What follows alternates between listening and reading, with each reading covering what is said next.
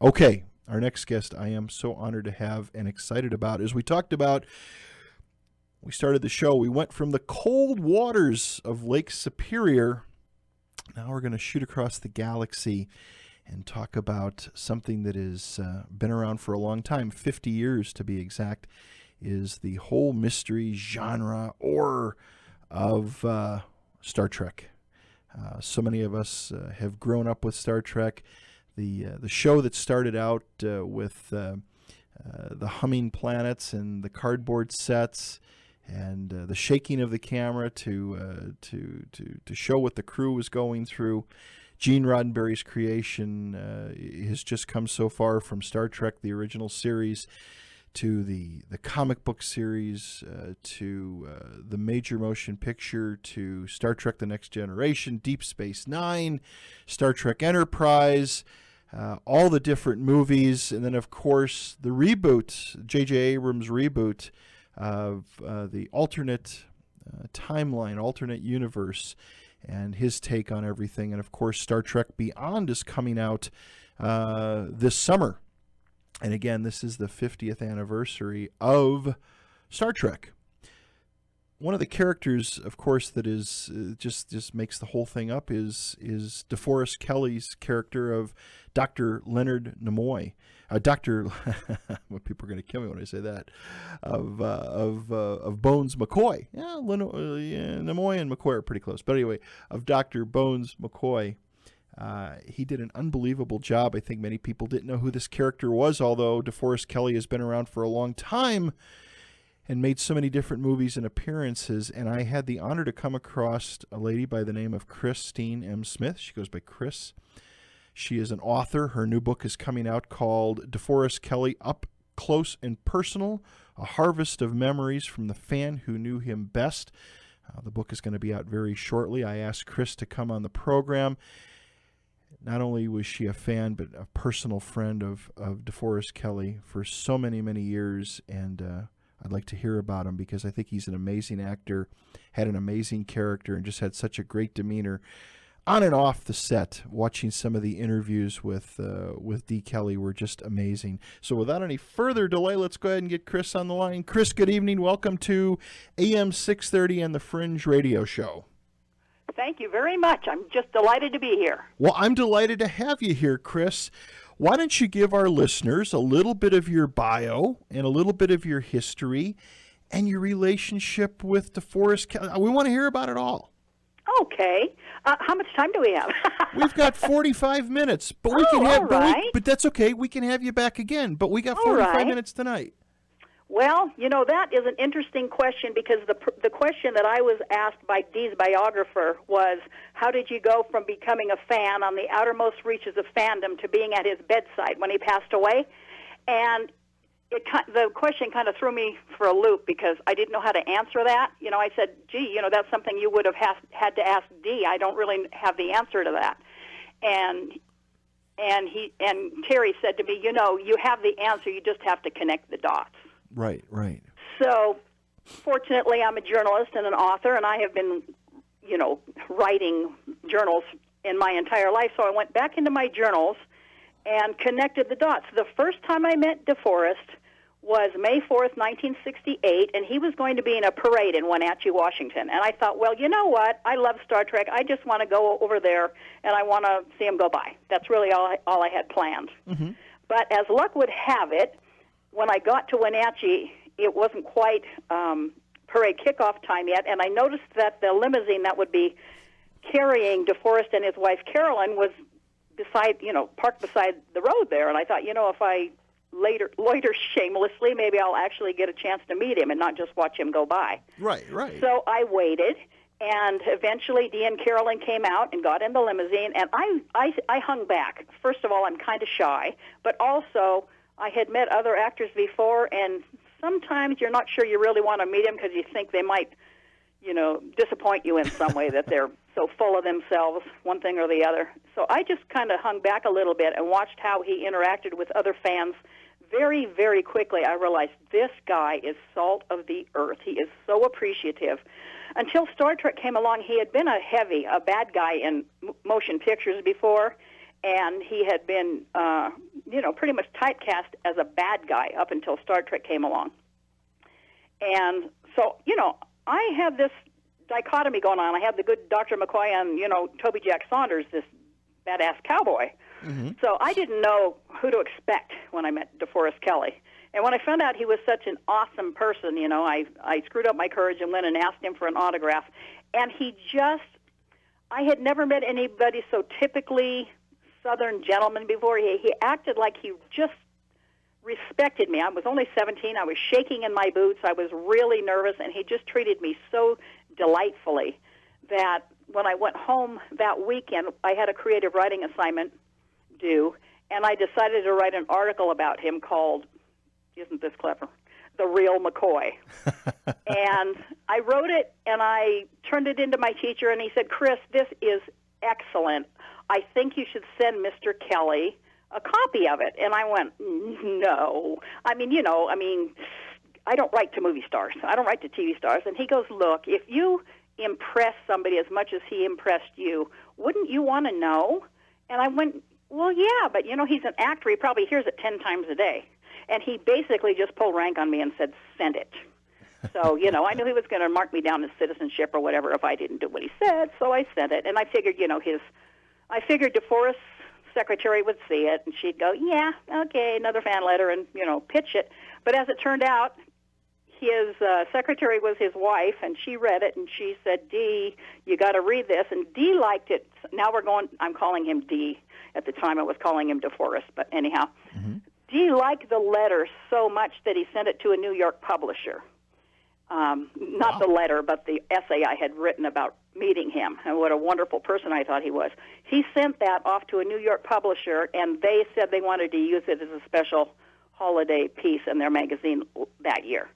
So he wrote me to let me know that was going to happen. Well, my parents had to peel me off the ceiling. I could not believe that my favorite actor had basically launched my writing career. That's how it started. Wow. There's 30 more years, but we don't have that much time. So that's basically how it started. And the rest of the book explains how that grew from, the outermost reaches of fandom to becoming a friend and becoming his personal assistant and his caregiver at the end of his life. Wow. Well, you had to make to have that all transpire, Chris. You had to be a heck of a person in a big piece of his life, a big part of his life. Well, thank you. I mean, as a 17-year-old, 17-year-old, at least for me, speaking for myself, I was an insecure, unsure young gal who didn't even know if I could write well enough. And to have him launch my writing career was like huge, and it did give me that boost of confidence to continue to, send out articles and get them published and stuff like that. So I would say he was almost like a second dad to me. He just encouraged me every step of the way as I grew from this insecure person to a more self-confident woman. And a lot of that had to do with the fact that he had such confidence in my abilities and continued to encourage me. And whenever I had setbacks, it was like, hey, don't worry, you just haven't had your breakthrough yet. It's going to happen. And he just was a delightful human being, salt of the earth. I am not the only story of a fan that he helped. He helped many, many fans. But because I'm a writer, I'm the one who actually sat it down and put it there so that other people who didn't get a chance to meet him get a chance to know him up close and personal and to know what it's like to have a mentor who is your champion throughout your life. Well, that's what the book's about. And it's interesting, too, because at the time you met him, 1968, of course, Star Trek had come out. Right. By 68, it was canceled at that point. It was in its third year, because I know when Dee wrote me the second letter telling me how happy he was that the article would be published, he said, we're just beginning the third year of Star Trek with a episode called Spock's Brain, which I believe you will really love. Mm-hmm. So yeah, it was 68. They were just filming the last part of it. So they were just into it, yeah. And in with today, and then of course that it was kind of winding down. I think Star Trek had just kind of been, at that point, not much longer after that, had been kind of put to bed. But then, of course, the fans just wanted more, and of course, the comic book series came out. Yes. And in the Star Trek world, those Yes. are actually episodes. And remember, man landed on the moon in '69. Right. And so, I mean, all of that, there was this huge resurgence of Star Trek in '72. They started doing fan conventions, and Right. they started doing a little bit of syndication. And the fan conventions, Dee said, I knew Star Trek was coming back because he agreed to appear at this a New York convention, and they expected 500 people, and 5,000 showed up. Right. And he went home and told Carolyn, I don't know what's going to happen with Star Trek, but something is going to happen. Exactly. And he was right. And then, of course, the motion picture came out. There was supposedly a television series, but then the motion picture came out, and these guys got. I mean, they were well. The whole thing reignited. It did, absolutely. At a fury that nobody ever expected. And here, 50 Right. years later, it's circled around again. Yep. It's absolutely amazing. It has become a part of our, iconic culture. Anybody who grew up in the 60s, 70s, 80s, 90s, I mean, it's who hasn't grown up with Star Trek in one incarnation or another. Exactly. Now, do you have a couple books out on Star Trek? I don't. I have a couple of books on DeForest. The one is DeForest Kelley, Up Close and Personal, A Harvest of Memories by the Fan Who Knew Him Best. That's the one that just launched on Friday. I have an earlier version of that is nowhere near. It doesn't have as many anecdotes in it, and it doesn't have as many images in it, and it's selling for ridiculous amounts of money on Amazon right now, the older version, the 2001 version. That came out right during the weekend, if you can believe it, of September 11th, 2001. Wow. So none of the mass media could have cared less. I couldn't have cared less. I was in a fetal position after that attack on the World Trade Center, so it didn't get any publicity at all. So I thought, for the 50th anniversary, this man needs to be celebrated because he was such an incredible human being, not only as Dr. McCoy, but as a human being.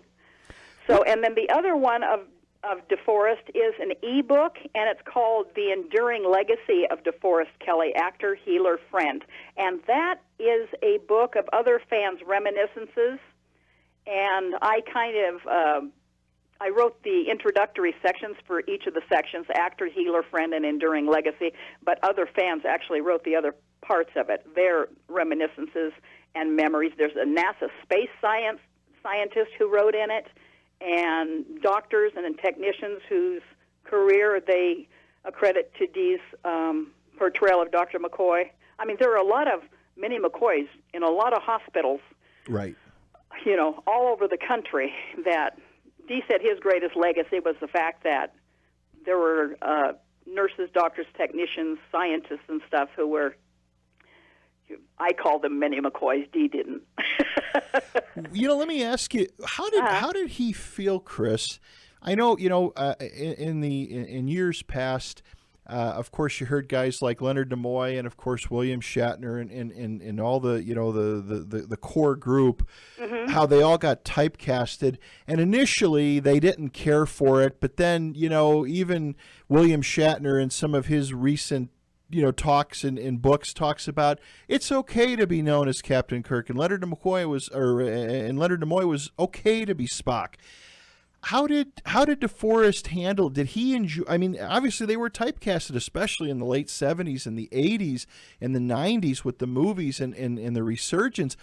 Was he okay with all of that?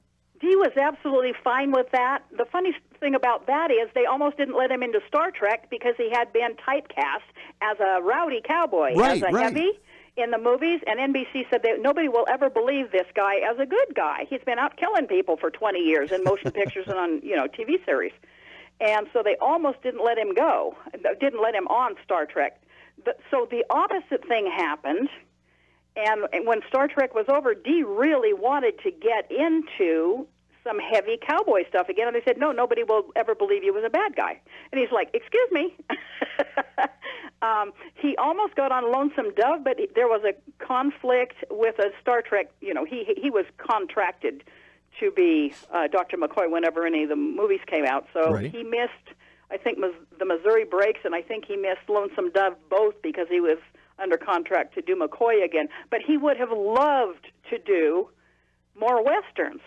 So the typecasting at the end of his life kind of kept him out of some of the roles that he would have loved. I mean, he could really, if you've ever seen him in any of his Westerns, he could really chew up the scenery. He was a scary, scary dude. Oh, yeah. If you can divorce yourself from the fact that he did those things before McCoy ever came along, and if you can forget ever having met, known, or loved McCoy, and if you can just look at his Westerns as they were pre-McCoy, I mean, he was a really good heavy. He was. And so that's why the NBC said, no, nobody's going to believe this guy is a good guy.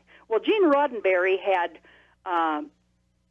written an earlier pilot called Police Story, not the one that made it on TV, but Dee had portrayed a criminologist in that, a good guy, a criminologist and Gene Roddenberry had the NBC executives screen that to see Dee as a good guy, and they finally went, yeah, okay, well, maybe they will believe him as a good guy. But that's why he wasn't in the original pilot, and John Hoyt was there, because NBC was saying, nope, nobody's going to believe him as a good guy.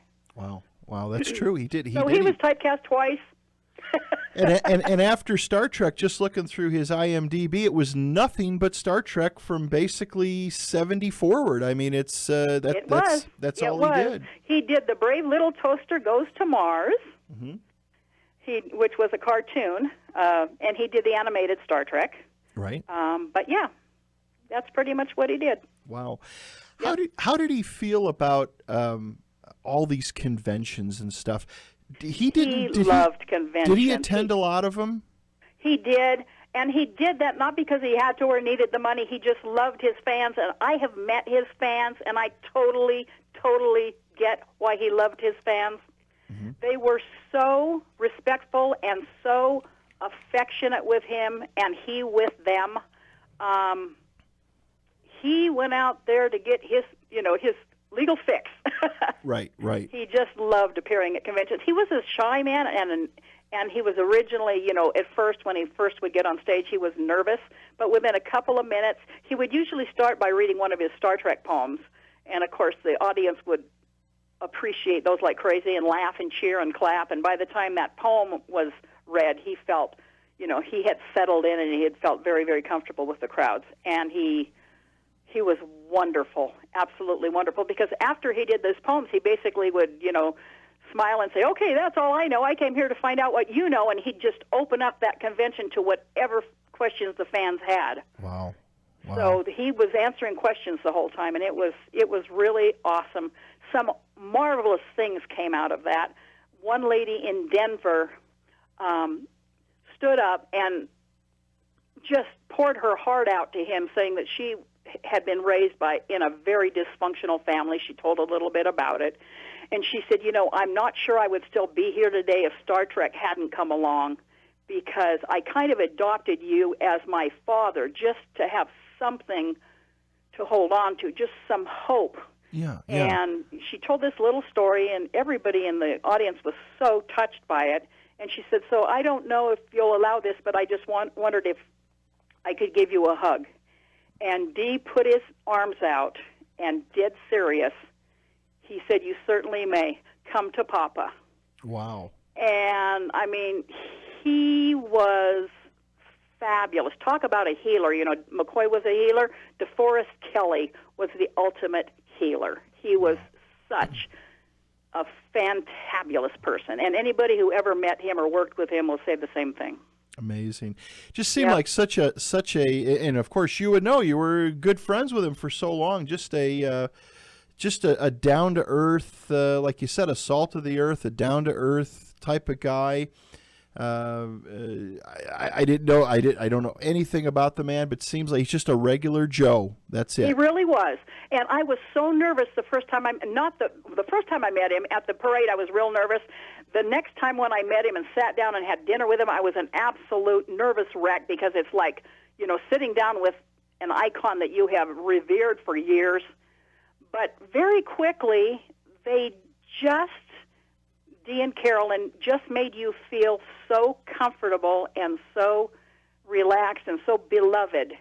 And they just could calm Tom a jackhammer. I know, because they called me, and I was the greater challenge. I mean, they were just wonderful in that way. Wow. Wow. Carolyn had a real crush, I will say, on the actor Dennis Morgan, Dee's wife, Carolyn, and she never could meet him. She would always just, like, freeze up and say, no, I can't meet him. So she understood nervous fans, and she had a really good way of helping you relax. And like I say, after the first meeting, after that, it was like family. It was just wonderful.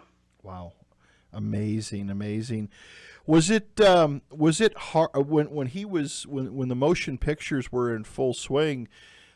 Did you have an opportunity to talk with him while he was making the movies, or did?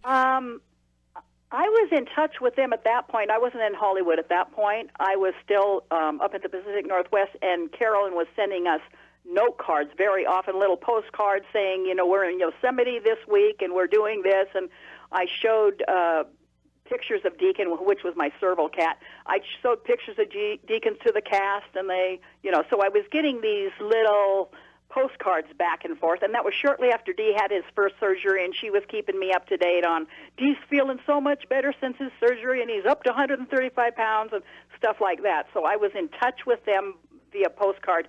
I didn't actually get into Hollywood until 1989, and at that point, I almost felt like they halfway adopted me. It was just incredible. I could not believe it. Oh yeah, all the photos of the both of you out there. There's quite a few. Right. Yeah. Just like you said, just a normal guy. Absolutely fabulous. But far from normal. Far from normal. At his memorial service, I said, in my opinion, DeForest Kelley is the kind of man God had in mind when he created Adam. If the world was more heavily populated with DeForest Kelley types, it would be the paradise we all wish it was. Be a better place. He was just fabulous. One of our listeners on the East Coast, Chris, wants to know, says, Chris, what did DeForest do during World War II? He started out in Roswell, New Mexico. How do you like that? He was a radio control operator, and someone found out that he was a really good artist. He did a sketch for somebody. Somebody was looking for an artist, and Dee said, I'm an artist. And he said, okay, yeah, right. Write me something. Draw me something. And Dee scribbled this picture of a guy smoking a cigarette, and he said, whoa, you are. So he actually ended up in Culver City at Fort Roach, what they called Fort Roach, which was Culver Studios, at the Hal Roach Studios. And what they ended up doing during World War II was Dee was part of the group that was Clark Gable and Jimmy Stewart, and those guys went off to war off and on. Dee was in the huge soundstage where they were building a aerial relief map of the Japanese mainland. It was a top secret project, and they were building this topographical map so that the pilots who were flying into Japan would have a relief map of what that would look like when they flew in. So Dee spent quite a bit of time building that relief map, and then they would fly cameras over the top of it to make it look like a plane coming in. And also he was doing Navy, even though he's with the Army Air Corps, the Army Air Corps let him do some Navy training films. And he did Navy training films on how to survive a plane crash in the ocean and into jungles, and how to avoid venereal diseases, and all these different training films for the different armed forces. Wow, and so that's what Dee did during a lot of his career. He was making mini motion pictures or Navy training films and stuff like that. Wow, very, very interesting. I had no clue, no idea he even did that. Right. Yeah, we get so entrenched with these characters. Did he enjoy, Chris? Did he like the of course Star Trek is a it's a movie, it's a TV series, call it with whatever you'd like to call it. But did he enjoy being part of the Star Trek world? Again, some of the actors, especially like William Shatner, has gone on record saying initially no. I mean, of course, he made one of his debuts on Saturday Night Live when he made the comment about, oh my God, it's just a movie or a TV show. Right. Act real. Did the old Dee, get a life thing right, that get a life down the house? Did Dee enjoy? Did he enjoy being a part of the franchise? Dee loved it. On stage one time with Leonard Nimoy in St. Louis, someone posed the question, if you had Star Trek to do over again, would you do it? And they asked that question of both Leonard and Dee. And Dee looked at Leonard and said, you first. And Leonard answered, I don't remember what Leonard answered, I wasn't there, but when it came around to Dee, he said, before Star Trek, I'm talking now for him, I had a career that was pretty unique in the industry in that I was going between motion pictures and television. Back in the day, if you were a motion picture actor, you didn't do television. Television was a young startup, and people in motion pictures didn't feel like they wanted to lower themselves to television. Mm-hmm. Well, Dee was a struggling actor for 20 years before Star Trek. And he was trying to keep a roof on the top of the house. He didn't care where he could work. He just wanted to work. So he was bouncing back and forth between motion pictures and television. And Dee said, and it was really beginning to go my way like crazy when Star Trek came along. And then I became a part of this ensemble piece, and I loved every moment of it. And you can't second guess what fate brings you. But he said, if I hadn't done that, maybe I would have gotten another series where I was the star. He said, but he said, no, I have to say, all things considered, I absolutely am delighted that I settled on Star Trek. He had the option. Gene Roddenberry rolled out Star Trek to him first, and he had the option to pick any one of the top three roles, Kirk, Spock, or McCoy. He said, what do you want? And Dee said, he thought it over, and he said, I want McCoy. Mm-hmm. And he said he chose McCoy because he sensed that there was the possibility, the opportunity for some humor there. Oh, and he did it. And he did it definitely right. There was. Yeah, he did it. He did it right. He was what I always like about his character and the way he played the character is he was never really in the front. He was always in the back. He didn't have tons of time, tons of I don't want to say airtime, but he right. wasn't always there. But his character was so powerful, and what I always found, and especially more so in the movies, is what's he going to say next? What little snub is he going to come up with? Or what look is he going to give? The minute he came on screen, you knew something worthwhile was going to happen. Yeah. Just like the old, hope I get this right, there are no small parts, only small actors. Mm-hmm. Right. Because if you can get a small part and you are a great actor, you will make that part shine. Right. And he did. I mean, he didn't ever have to say much, but when he said it, you were ready, and you knew something special was going to happen. Well, especially in the motion pictures, he was really, of course, the motion picture, the first Star Trek motion picture was really so. I think it was intent was to be serious, so serious, but he brought that little bit of humor to it, and kind of lightened it up a little bit, and that's really what Star Trek is about, because that's how humans are. Even on a warship of today, or in the military, I mean, there still has to be, we're human. We have to have a little bit of humanity there.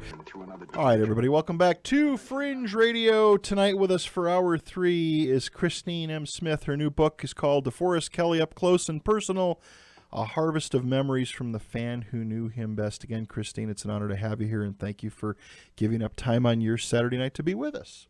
I'm happy to do it. Thank you so much.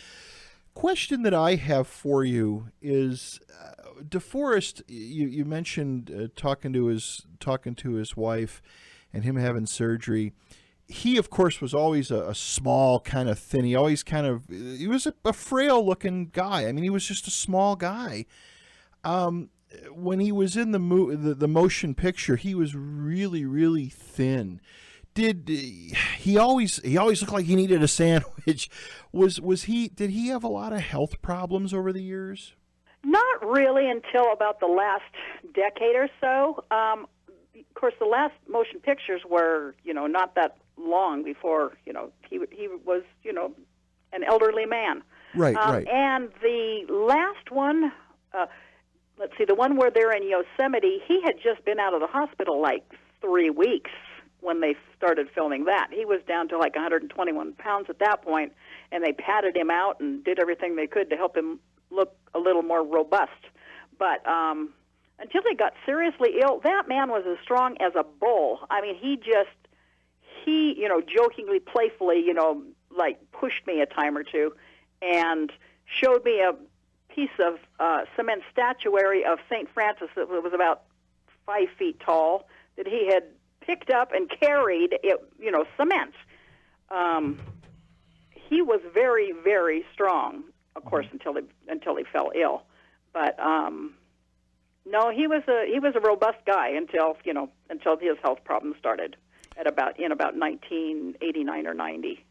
So most of so kind of going through the last of the what Star Trek 6 was his last film, correct? Right. Yeah, he was. Yeah, he did look kind of frail, but he was just a thin guy. He just wasn't real big guy. Yep. What did he ultimately pass away from? They said stomach cancer, but the stomach cancer had gone into his liver and stuff like that. Gotcha. Yeah. Gotcha.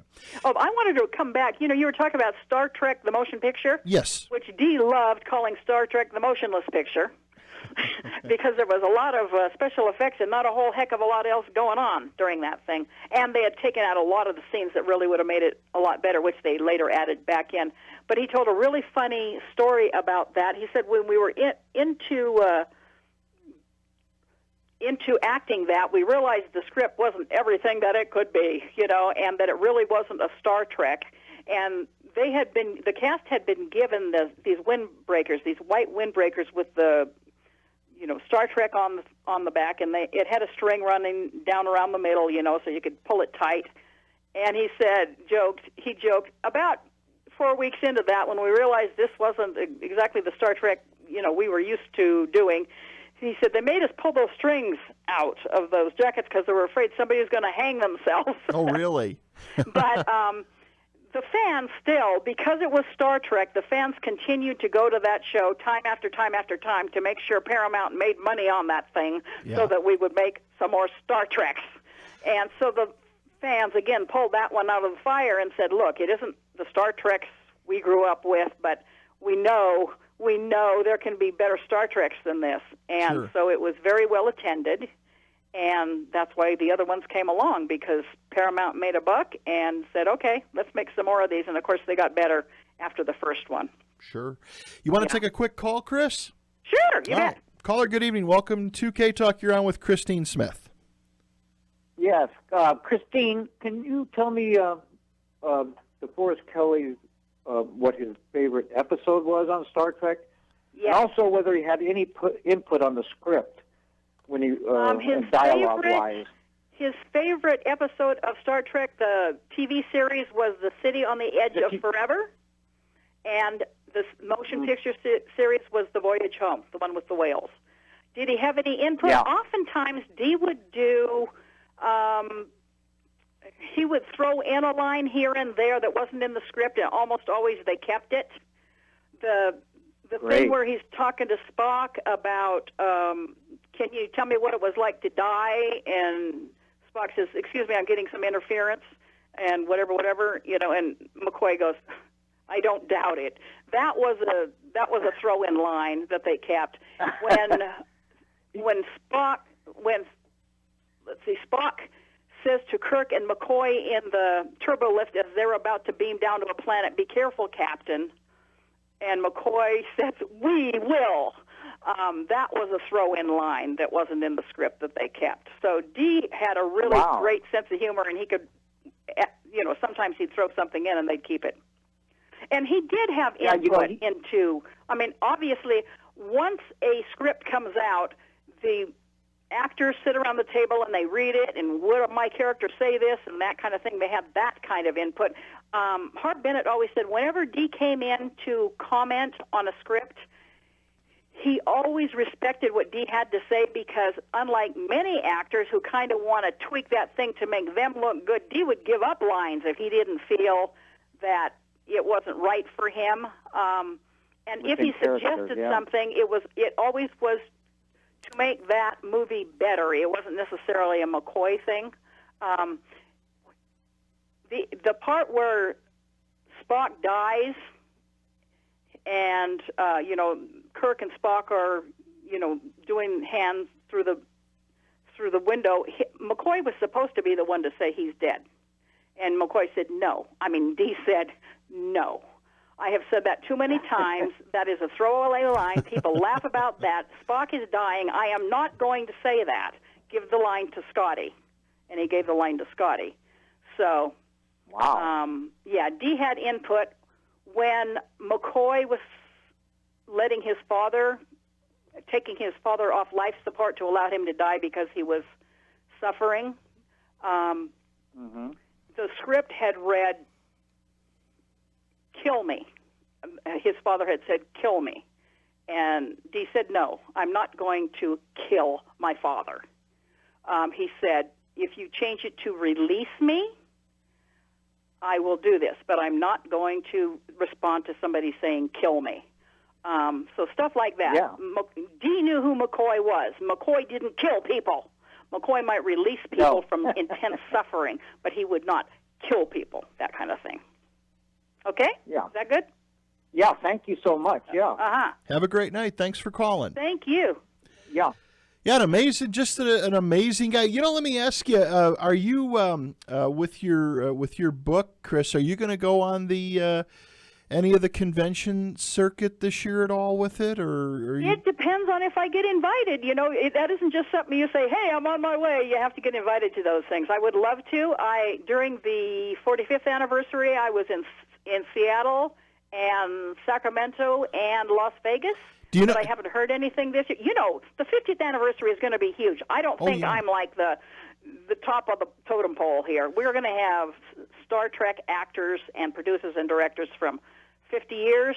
I think I'm kind of maybe, probably not, on the top of their list. But believe me, if I get invited, definitely I will be there. Do you know who Larry Nemesic is by chance? I do, yes. Yeah, Larry's been to... Here in Utah, we have the Comic-Con event. We actually have it twice a year. We have the Fan X event in March, and then the big event is in September. And boy, it'd be great to give Larry a call. It'd be great to have you out here and just talk, because people just... Star Trek was not that big of course it was big with William Shatner when he was here, but then it kind of fell off. But now people just want to get into they crave what you've written about, and your life, better part of your life with It was a wonderful opportunity. The 45th anniversary, I met so many wonderful people, and I got to talk about Dee, and they got to, it was like, talk about fondant time. It was like an old homecoming with people who feel the same way you do, and it was... I think McCoy fans for a long, long time felt almost like they were out on the fringes, because you hear about, Kirk and Spock and all of that a lot. And I think McCoy fans didn't realize how many of us there are. And now that we know, it's just wonderful to connect with them and gather and, just spend that time communing with each other, really. We've got a group of engineering students that listen to us every Saturday night up at the University of Utah, and Tracy writes in. She says, "Chris, what do you think about the new Bones McCoy?" I can't think of the actor, the Australian actor, Carl Urban, and how he plays McCoy, especially with his mannerisms. I think he did the closest channeling of DeForest Kelley that is possible to do. I wish Dee was here to see it. I think he would love it the way Leonard Nimoy loved Zachary, I don't know how to say his last name, Quinto? Yeah. Quinto? I believe so. I think Dee would absolutely have loved it. For Carl Urban, who is a New Zealander, I believe, to nail that the way he did. I mean, he even wore the pinky ring. Dee wore a pinky ring that was his mother's. And they almost, at one point when they were first filming the series, Gene Roddenberry said, you have to take that ring off. And he said, if you ask me to take the ring off, you'll have to take me off. Because from the moment his mother died, that was the only thing he wanted of hers, and he wore it to the end of his life. And then, of course, he even got the pinky ring. I mean, he just nailed that role. Yeah. I mean, I'm just delighted. And the little flask. Completely delighted. The flask. Yeah. He did a wonderful job. One of our listeners on the East Coast, Bob, writes in and says, Chris, what, if you know this, what was DeForest's view, if any, between the rift between William Shatner and George Takei? I do not know. Dee never went there with me. The man, he was just pure love, and the only time I ever heard him mention almost anybody at all, it wasn't about anything like that. It had nothing to do with rifts. One time on stage, somebody asked him what he thought of Bill Shatner, because, there's this thing out there that Bill Shatner is this egotistical whatever, and hard to work with and all this stuff. And Dee grinned and he said, I love Bill. I've had to straighten his ass out a few times, but I love Bill. And he did. He absolutely did. He called him when he was in the hospital. He called him. He had him come out, and he did. He loved Bill. Yeah. So Dee had nothing but awesome things to say about people, which is one of the things that I think endeared him to so many people. Where can our listeners get your book? It's Amazon. Okay, and is it now available? It is now available. It's available in a Kindle edition for $15.99. Okay. That is full color. In the center of the book there are 30 or 40 pages of images. Gotcha. So you probably want to get the full color version. The full color version is also available in a print version, but it's pretty pricey. It's like $69.99.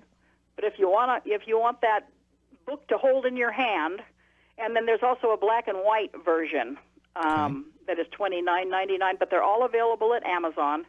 The Kindle version is also searchable. So if you see a particular anecdote or a story that you love and you want to share with somebody or just revisit, it's searchable, so you can actually go back to wherever it is and find it real quickly. Well, I think this is going to be perfect for the 50th anniversary. I mean, this is going to be a big year. I assume the Las Vegas convention is going to be crazy. I imagine it is. And yes. I've started to look through the copy that you sent me, and I want to thank you. I haven't read the whole thing because I want to sit down and read it. And again, this is the kind of stuff that dedicated Star Trek fans are going to love. And I just, all I can do is wish you success with this. And I don't see why you can't have success, because I wrote it. Well, to answer the question that Terry asked me that I couldn't answer. That was the first reason I wrote it. But I also wrote it because I had so many people tell me at the 45th anniversary and other times, he seemed like a good man, and I wanted them to know he didn't just seem like a good man, he was a good man. And this book is my public acknowledgement and my proof that he was the full meal deal. He was such an incredible human being. Wow. Like I said, I'm going to read the book, and I encourage others to. And it's going to sell. I mean, it just will. It's Star Trek. I mean, people just love it, and anything I can do to help you connect with Larry or whatever, it would be great for you. We'd love to see you. I know Larry. I mean, I know Larry, but now, what would connecting with Larry? How would connecting with Larry get me to Utah? I'm trying to figure that one out. He's been here every Comic-Con, and they always invite him back. Okay. Maybe I can share a table with him or something. He's brought. He came with the Enterprise B restoration group, and then he does his own Trek thing, and He just the Comic-Con group just loves Star Trek, especially here in Utah. And we've even got the guy who's really good. I would love to get him on the program. The Spock from Las Vegas, the guy who he looks just like Leonard Nimoy and Spock, and he talks like him too. He came to Comic-Con, and it would be great for you to be here. And do you have the date on that yet? No, I'll send them to you though. Okay. And it would be great to talk to the powers to be here, because people would love it. And again, the Las Vegas convention is going to be insane this year. Yes, I don't hold a lot of hope for that, because, like I say, with the 50th anniversary, there are a whole lot of people they're going to want there, and probably not among them, but the other conventions that anybody, hey, talk to me. I would love to. Try to make it work. Carol, the hour went too quick. I would love to get you back on, though, maybe in a couple of months. I want to read the book and let our listeners read some books and get back on and pick back up again, if that's okay with you. That would be fabulous. Because we could easily go for a couple hours. I'm sorry we don't have a couple hours, but we'll schedule another hour. All right. Thank you so much. Okay, my friend. Thank you. God bless. Have a good weekend. Take care, and we'll stay in touch. Okay. Thank you. Bye-bye. Bye-bye.